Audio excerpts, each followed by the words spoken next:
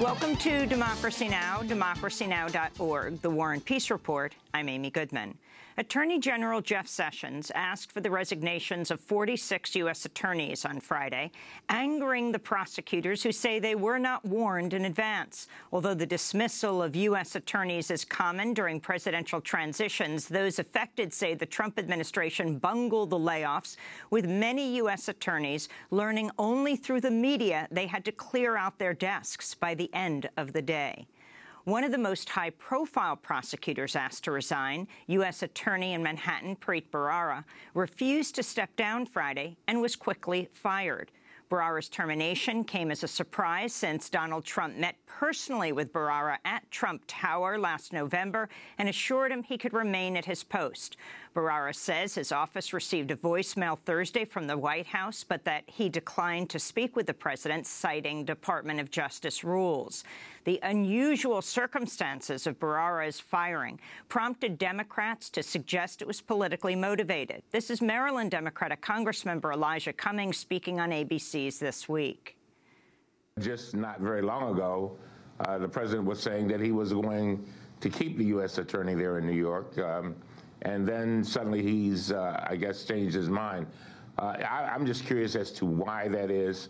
And certainly there's a lot of questions coming up as to whether President Trump is concerned about the jurisdiction of this U.S. attorney and whether that might affect his future.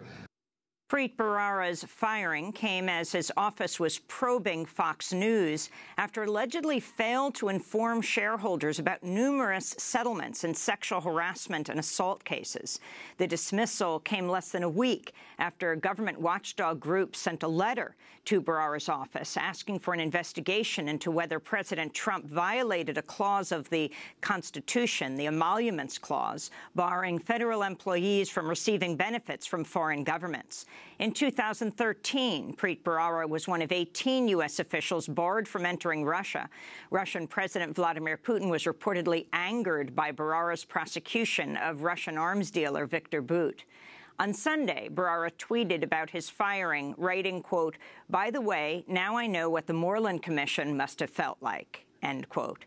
That's a reference to an anti-corruption commission set up by New York Governor Andrew Cuomo in 2013, which the governor then disbanded the next year. The tweet fueled speculation Bharara was fired because of his investigations into Trump's businesses and the White House. In Washington, D.C., the Congressional Budget Office is slated to release its assessment of a House Republican health care bill as early as today. Ahead of the report's release, the Brookings Institution estimated as many as 15 million people may lose coverage under the American Health Care Act within 10 years. The legislation would also give huge tax relief to the wealthiest Americans. According to the nonpartisan Joint Committee on Taxation, those earning more than $1 million annually would save an estimated $165 billion in taxes over 10 years, causing many to talk about the bill not as a health care bill, but a wealth care bill.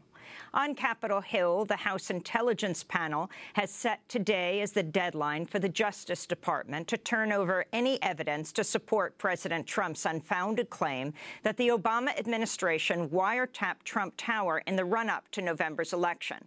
The ultimatum by ranking Democrats on the panel came as even top Republican lawmakers questioned President Trump's claims. This is Arizona Republican Senator John McCain speaking on CNN Sunday.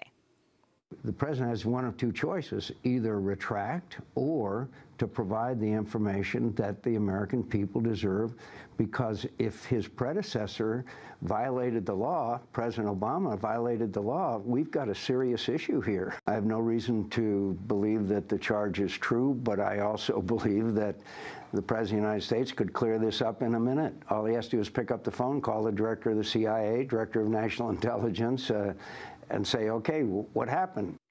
In Washington, D.C., thousands of Native American activists and their allies marched to the White House Friday, protesting the Trump administration's policies towards indigenous people and its support for the Dakota Access Pipeline.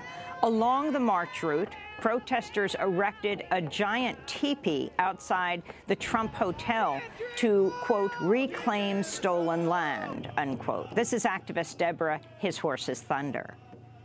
I mean, as Native people, we've continued to have our resources extracted. You know, they're in the process of doing that now with this pipeline, to the detriment, or the possible detriment, or the very real detriment of loss of clean water. And then what? Nothing's going to survive without water. Nothing.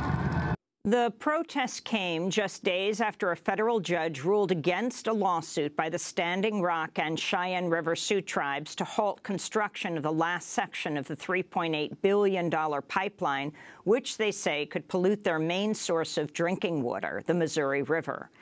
The ruling came after President Trump fast-tracked the Dakota Access Pipeline and Keystone XL pipelines for completion. The company building the Dakota Access Pipeline, Energy Transfer Partners, says it expects to pump oil through the pipeline by April 1st. Jewish community centers and synagogues around the U.S. reported another wave of bomb threats over the weekend as Jews observe the religious holiday of Purim. In Rochester, New York, the Louis S. Wolk JCC was evacuated for the second time in less than a week as police search for explosives. This is Police Chief Mark Henderson. We do believe that this is part of, as I mentioned on Tuesday, a larger picture, the national trend. That's why I did mention that the FBI was involved. They are assisting us. The state police is taking a lead role, and from a New York State perspective. There were other weekend bomb threats against Jewish centers in Illinois, Indiana, Texas, Wisconsin, and Vancouver, Washington. The Jewish Community Center Association of North America says it's documented 128 incidents at 87 community centers so far this year. In Florida, a man attempted to set a convenience store on fire Friday morning, later telling police he wanted to, quote, run the Arabs out of our country, unquote.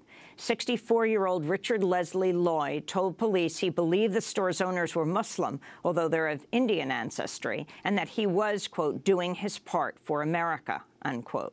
The arson followed a rash of recent hate crimes targeting South Asian men. Iowa Republican Congressmember Steve King sparked outrage Sunday after publishing a racist tweet in support of far-right Dutch politician Geert Wilders. Congressman King was retweeting a cartoon by the anti-immigrant group Voice of Europe depicting Wilders with a finger plugging a leak in a dike labeled Western civilization, holding back a toxic wave of Islam. The cartoon also depicts Muslim men with a sword and a suicide bomb vest. Congressman King's retweet of the cartoon read, quote, Wilders understands that culture and demographics are our destiny. We can't restore our civilization with somebody else's babies, unquote. The tweet drew praise from former Ku Klux Klan leader and Louisiana politician David Duke, who tweeted, God bless Steve King. It was not Congressmember King's first white supremacist comment. Last July, he told MSNBC white Christians have contributed more to Western civilization than any other, quote, subgroup. In South Dakota, Governor Dennis Daugaard signed legislation Friday allowing taxpayer-funded adoption and foster care agencies to cite religious exemptions to refuse services to LGBTQ people. Critics say the law also opens the door to discrimination against interracial couples, single parents, and non-Christians. Similar bills are winding their way through legislatures in Alabama, Oklahoma, Texas, and other states.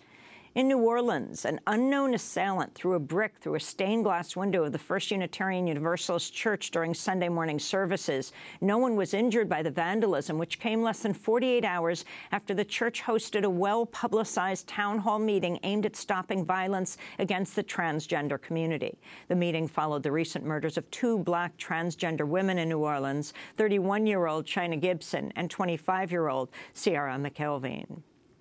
In Texas, a federal court panel ruled Friday that the state's Republican-led legislature illegally drew 3 congressional districts to suppress the voting power of minorities. The 2-to-1 ruling by the Fifth Circuit Court of Appeals found the state's illegal gerrymandering packed minorities into some districts and split them in others, diluting the voting power of Latinos and other non-white citizens. The districts were drawn in 2011, the same year then-Governor Rick Perry signed a voter ID law that was later struck down by federal courts because it discriminated against people of color. A new documentary casts further doubt on the claims that a Ferguson, Missouri police officer acted in self-defense when he shot and killed 18-year-old Michael Brown in August of 2014. After the killing, Ferguson's police department released video footage showing what officers said was Michael Brown shoplifting a box of cigarillos from a convenience store and pushing a clerk who confronted him. The video was unrelated to Brown's killing later that day, but police used it to portray Michael Brown as violent. Previously unreleased video, revealed Saturday at the premiere of the documentary Stranger Fruit, shows Michael Brown entering the same convenience store the night before his death. St. Louis County has written documentation that we found which shows they saw the 1:13 a.m. videotape, but they leave out what really happened that night in their report. Mike traded the store a little bag of weed and got 2 boxes of cigarillos in return. He left his items at the store and he went back the next day to pick them up. Mike did not rob the store. Michael Brown's killing sparked months of protests in Ferguson and in cities around the country.